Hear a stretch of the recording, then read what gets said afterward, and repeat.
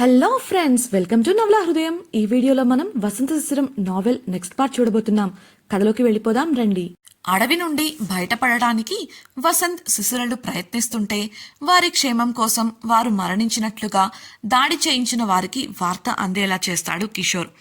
ఒక జంట ట్రెక్కింగ్కు వచ్చి ప్రమాదవశాత్తు మరణించినట్లు వారి వివరాలు ఇంకా తెలియనట్లుగా వార్త జనంలోకి వెళ్తుంది. వసంత్ శిశిరలను వెతకాలని ప్రయత్నించి విఫలమవుతారు కిషోర్ వాళ్ళు.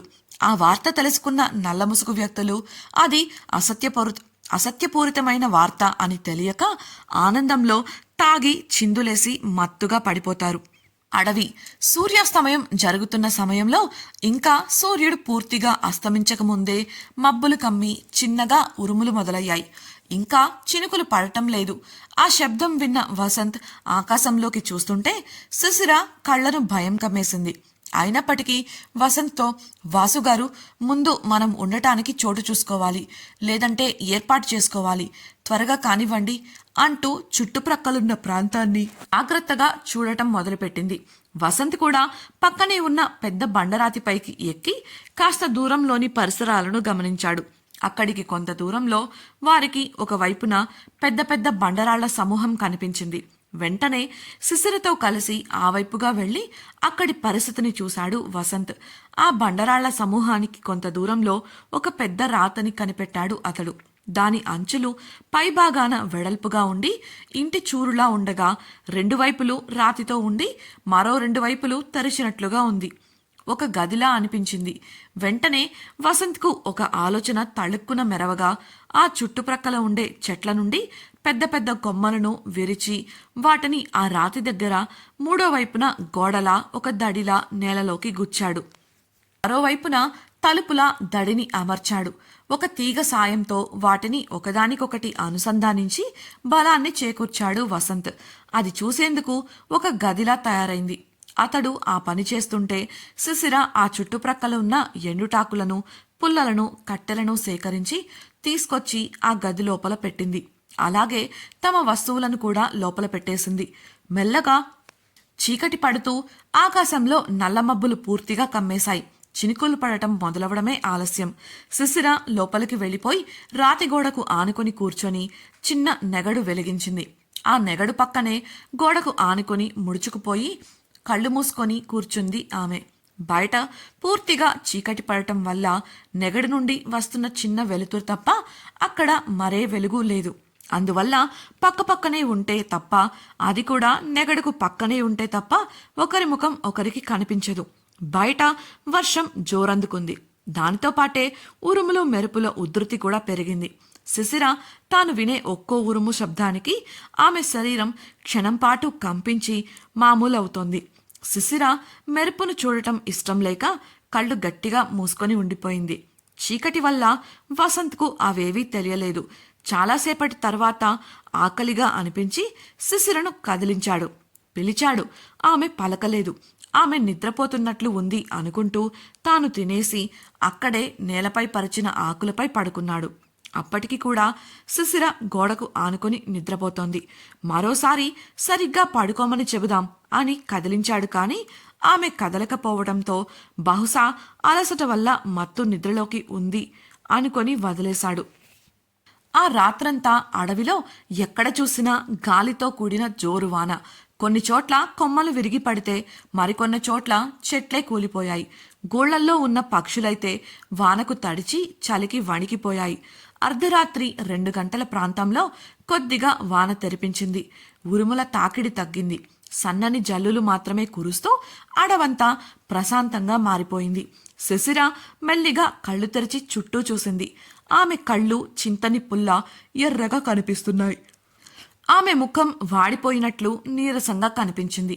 చుట్టూ చూసిన శిశిరకు నెగడు ఆరిపోతూ కనిపించగా ఇక గబుక్కున తన దగ్గర ఉన్న ఎండుటాకులను దానిపై వేసి అది పూర్తిగా ముట్టుకోగానే కట్టెలు పెడుతూ మళ్లీ నెగడును మండేలా చేసింది. ఆ వెలుతురులో మరోసారి చుట్టూ చూసిన ఆమెకు ఒకవైపున వసంత్ నేలపై నిద్రపోతూ కనిపించాడు.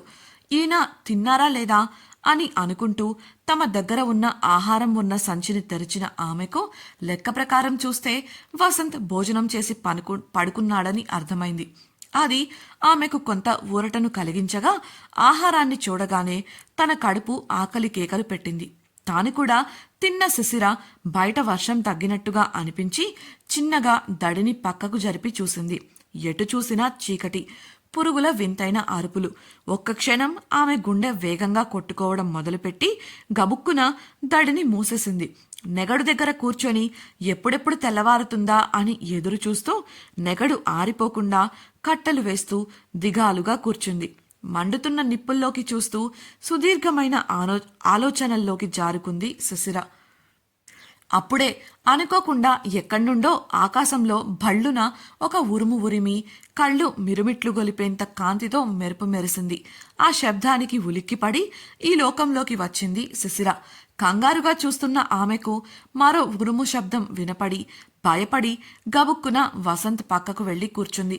ఆ వెంటనే ఉరుములు వరుసగా ఉరమడంతో పాటు బయట వాన కూడా పెరగడంతో ఆమె వసంత్ పక్కనే వాలిపోయి అతడి నడుము చుట్టూ చెయ్యి వేసి అతడి వెన్నులో ముఖం దాచుకొని గట్టిగా కళ్ళు మూసుకుంది. అయినప్పటికీ కూడా వసంత్కు మెలకువ రాలేదు. పాపం అతడు కూడా ఉదయం నుండి అడవిలో తిరుగుతూ అలసిపోవడం వల్ల మత్తు నిద్రలో ఉన్నాడు. శిశిర తనను తాను భయం నుండి బయటపడేసుకోవడానికి తనకు జరిగిన మంచి విషయాలను గురించి ఆలోచించడం మొదలుపెట్టింది. అలా ఆలోచిస్తున్న ఆమెకు ఏవేవో గుర్తుకు రాగా కళ్ళు మూసుకొని వసంతును వెనుకగా గట్టిగా హత్తుకుపోయింది. సమయం గడిచే కొద్దీ నెగడు ఆరిపోయి వారున్న చోట చలి అలుముకుంది. చలి ఎక్కువగా అనిపించడంతో శిశిర వసంత్కు ఇంకాస్త దగ్గరగా అతుక్కుపోయినట్లు జరిగింది. ఆమె శరీరం అతడికి మెత్తగా వెచ్చగా తగిలింది. ఆ దెబ్బతో వసంత్కు మెలకువ వచ్చేసింది. ఏమైందా అన్నట్లు ఆమె వైపు తిరిగి చూశాడు. అలా తిరిగేటప్పుడు కూడా అతి కష్టంగా ఆమె పట్టును వదిలించుకున్నాడు. డియర్ ఫ్రెండ్స్, నాదొక చిన్న రిక్వెస్ట్. మీరు చేసే చిన్న లైక్ మరియు కమెంట్ నాకు కొండంత ప్రోత్సాహాన్ని ఇచ్చి మరిన్ని ఇంట్రెస్టింగ్ నావెల్స్ని అందించేలా సపోర్ట్ ఇస్తుంది. అలాగే ఛానల్ని సబ్స్క్రైబ్ చేయడం మరవకండి ప్లీజ్. అతడి శరీరం నుండి వస్తున్న వేడికి శిశిర అతడిని తాకుతూ ఉంది. కళ్ళు మూసుకొని ఉన్న ఆమె వసంత్ దేహాన్ని తడుముతూ ఉంది. శిశిర ఏంటిది అని వసంత్ విడిపించుకోవాలనుకున్నా వదలడం లేదు శిశిర. ఆమె మెల్లిగా అతడి ముఖాన్ని చేతుల్లోకి తీసుకుని తన మీదికి తీసుకొచ్చుకుంది. అసలు ఏం జరుగుతుందో అర్థం కాని వసంత్ ఆమెను అనవసరంగా ఇబ్బంది పెట్టడం ఇష్టం లేక ఆమెకు దూరంగా సున్నితంగా జరగడానికి చూస్తున్నాడు.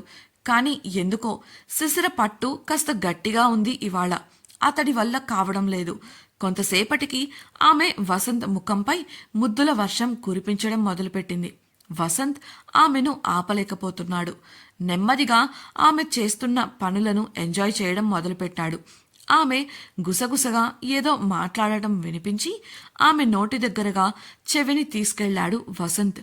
నాకు మీరంటే చాలా ఇష్టం వాసుగారు. I love you. నా చెయ్యి వదలొద్దు ప్లీజ్ అంటూ పదే పదే అంటోంది శిశిర. ఆమె మాటలకు మురిసిపోయాడు వసంత్.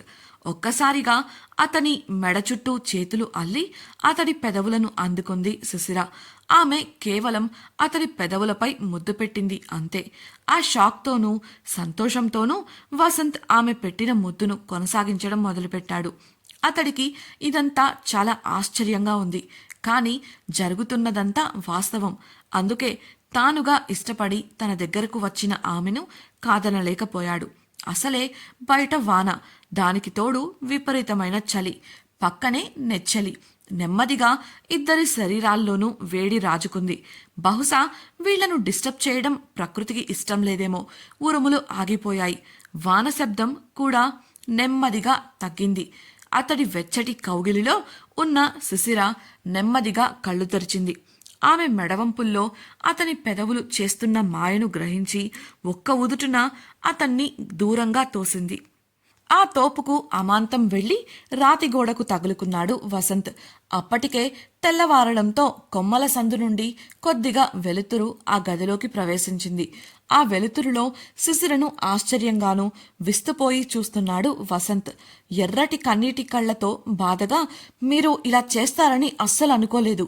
నన్ను దక్కించుకుంటాను అన్న మీ మాట నెగ్గించుకోవడానికి ఇలాంటి సమయంలో నాపై అడ్వాంటేజ్ తీసుకుంటారా? మీరు అందరి మగవాళ్ల లాంటి వారే అని నిరూపించారు. అసలు మీకు ఈ పని చెయ్యాలని మనసెలా వచ్చింది అంటూ గట్టిగా అరిచింది శిశిర. ఆమె అరుపుకు బయట చెట్లపై ఉన్న పక్షులు సైతం క్షణం పాటు స్తంభించిపోయాయి. ఇక వసంత్ పరిస్థితి అయితే చెప్పనక్కర్లేదు.